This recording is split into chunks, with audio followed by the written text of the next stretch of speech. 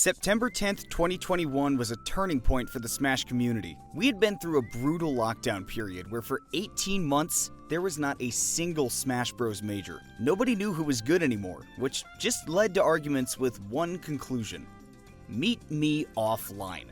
And that weekend, Riptide 2021 delivered. 1,024 players kicked the Smash Ultimate community into its most exciting and chaotic year-long stretch in the game's history. Riptide 2022 is a celebration of the year we've had, and the scene was set perfectly for this year's Riptide to build off of the success of its predecessor. So how did they do that? This weekend, there were more than a dozen PGRU players in attendance, and none had ever won a tournament of this size before. They were hungry to prove doubters wrong and show that they deserved to be talked about with the best of the best, and they did. We'll take you through the stories that made this tournament the unique celebration of Smash that it became in our Riptide 2022 recap. To properly put into context the run that the champion had, we must first go to where all great stories begin: Twitter. After the Smash World Tour Finals in 2021, New York Falco main Tilde tweeted, among other things, "Every person in my pool that beat me had to do so by actively running away and choosing not to interact for the entire set." To which a commenter asked if he'd slow down his playstyle or pick up a secondary, and Tilde responded with one of the greatest tweets in Smash history: "I'ma play the game my way and see how far that gets me. I'll never sacrifice my morals to play like that." IDK, we'll see, Lamau. And this weekend, we saw. After finishing 17th at last year's Riptide and cementing himself as a top player, he was able to overcome all of his opponents and win the tournament that was his springboard just a year ago. Tilde went 10-0 and was in command of almost every set. Tilde won out over some of the best players in the world as the 5th seed, but he also had to play some very campy matchups, and he mixed his patented brutal punishes and electric offense with some good old-fashioned running for his life and using that frame 1 reflector to take the tournament. Directly after his pool, he played against Lucy, one half of the twins Linus and Lucy, who played doubles together and destroy PGR players. Lucy was playing Rob, a zoner, and despite taking game 1, Tilde turned it on for game 2, getting a JV4, meaning that he didn't get hit a single time in all of game 2 against a player that made it out of pools on winner's side. From there on out, it was a gauntlet for anyone who would want to hold forward. Wins over Black Twins' as Pyra and Mithra and Lima's Bayonetta set him up for a battle against Apollo Kage to make top 8. AK, the explosion enthusiast and unabashed camper, was the perfect counter to Tilde in 2021. But this is 2022, and Tilde used every trick he had in the book to take out the player ranked just one behind him on the PGRU V3. After going down 2-0 and getting tired of the raucous Midwestern crowd rooting against him, Tilde switched gears and just suffocated Apollo Kage, who was left without answers when Tilde started to become the villain he swore never to be. Then, after reminding the crowd of the power of birds, Tilde got to face fellow New Yorker and tournament number 1 seed Zomba, who he had played many times at locals across their years, not only as top players, but dating back to their days as regional threats as well. After a game 1 loss, Tilde straight up made Rob look like a bad character, comboing him to hell and back and reflecting Zomba's futile attempts to create pressure with projectiles. After every hit Rob took, Tilde just went to work. He treated top 8 at a major like it was a combo contest, and when it was all said and done, he was sitting in winners finals. His final boss was Peabnut, a Mega Man main from South Carolina who ranked 45th on the PGRU V3 and had already established himself as the top US Mega Man of the post-lockdown era. Mega Man uses more unique projectiles than just about anyone in Smash Bros. Ultimate, making this the perfect final test for Tilde 2.0. After 2 sets that can only be called brutal tests of endurance for both players, Tilde was crowned the victor. Tilde's shift to version 2 makes sense.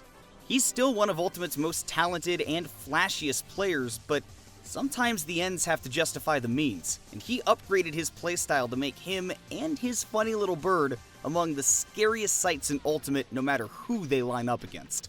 The parallels between runs at Riptide 2021 and 2022 don't end with Tilde. Second place finisher Peabnut finished 129th at last year's Riptide, his worst ever performance, and considered quitting Smash altogether right then and there.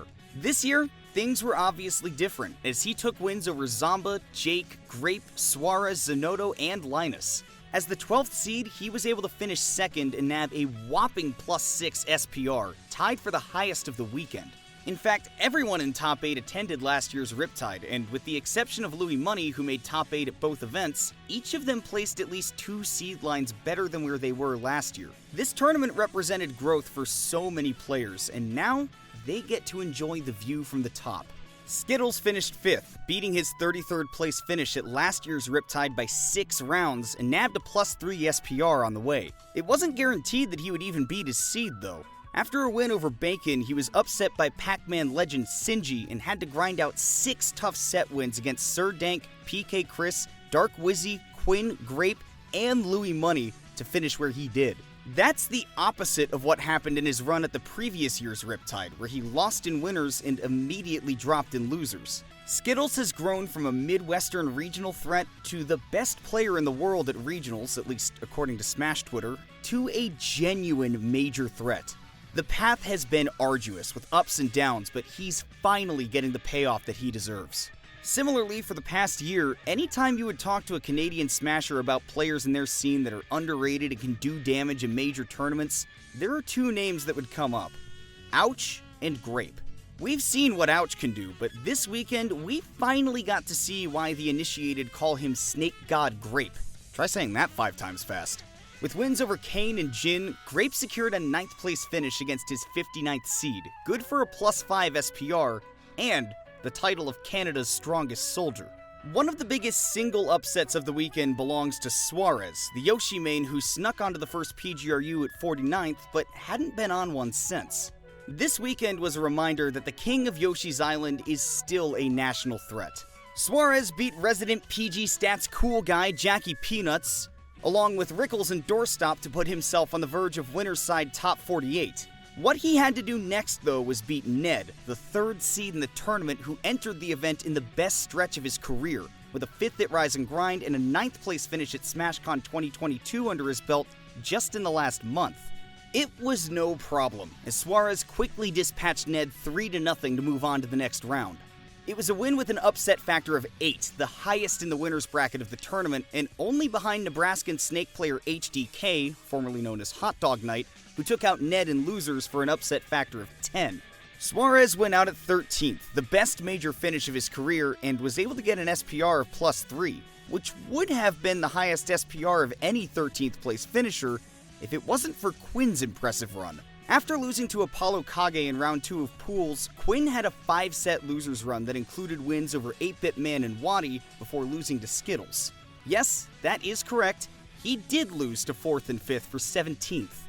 Okay, and now, for the moment you've all been waiting for, we're going to talk about Hungrybox. Yes! HBox, for those of you who don't know, is one of the greatest Melee players of all time.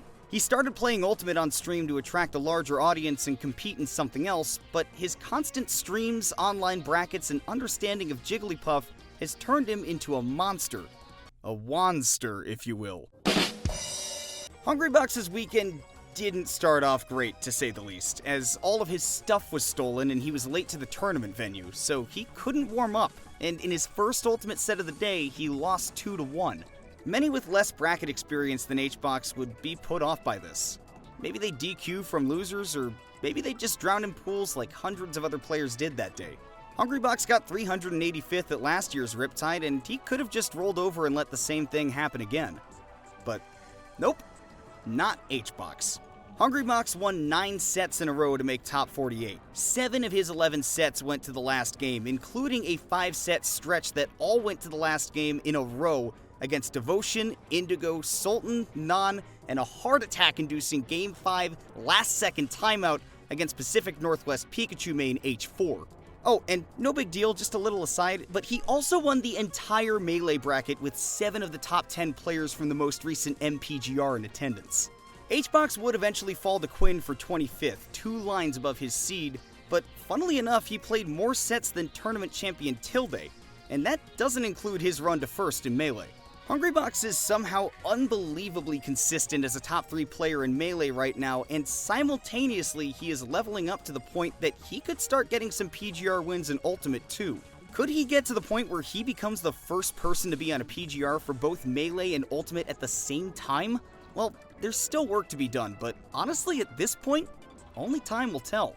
We also have to give a shout out to El Sabio, a Dominican player who, as far as we can tell, only has one career offline tournament appearance. A 4th place finish at a 26-person Massachusetts local in March of 2019. The last mention of El Sabio our dedicated research team, which is just Jackie, could find was this tweet from August of this year. El Sabio, the Elite Smash Bowser Jr.? Kinda nasty with it. Oki's observation proved prophetic. El Sabio was seeded to go 1 and 2, but after losing his round 2, he ran all the way to 49th, taking 7 sets in a glorious loser's run, and beating strong players like Kyle, SGP, and Colorado 8. From what we can tell, he's a Pac-Man main with a Roy secondary. No, not that Roy. Roy Koopa, obviously. Our final story this weekend is about Maryland Snake main Dark. Dark is a Xanadu regular who shows up mostly to hang out with friends and is best known for dressing like Eminem from 8 Mile. He had always been a pretty good player, a solid 3-2er at Xanadu who is a PR gatekeeper but not a threat to beat PR players or make top 8. In July, he went on stream talking about players in MDVA and said that he was tryharding this PR season. I'm sweating this season. I'm gonna sweat. I'm gonna sweat, bro. He was done messing around and he was gonna get ranked in Maryland because he knew he was good enough to. Everyone says that this is the season they actually try, but Dark really meant it. And this weekend, he showed the world what he and only he knew to be true. The Dark difference is real. He was seeded to drown in his pool, but he refused, getting a minor upset over Indiana Crom and Joker main Awakening before getting one of the first big upsets of the day with an upset factor 4 win on Tachyon to make it out of his pool on winner's side. Then he had an upset factor 7 win over Chicago Mario main Sam T. Silver, formerly known as Yumu, that really put an exclamation point on the whole weekend. Dark would finish 33rd after losses to Toast and Quinn, but his run was a microcosm of Riptide as a whole. It was shown over and over again that if you work, if you believe in yourself, and if you indeed have that dog in you, you can take people's breath away as you take their stocks in any bracket you enter. Ultimate never sleeps though, and that trend continues next week with Ultimate Summit 5. Smash that subscribe button now to stick around for more analysis of Riptide as well as coverage of Summit, Lost Tech City, and all of this fall's upcoming majors. I've been Kimona, and from all of us here at PGstats, thank you all for watching. We'll see you next time.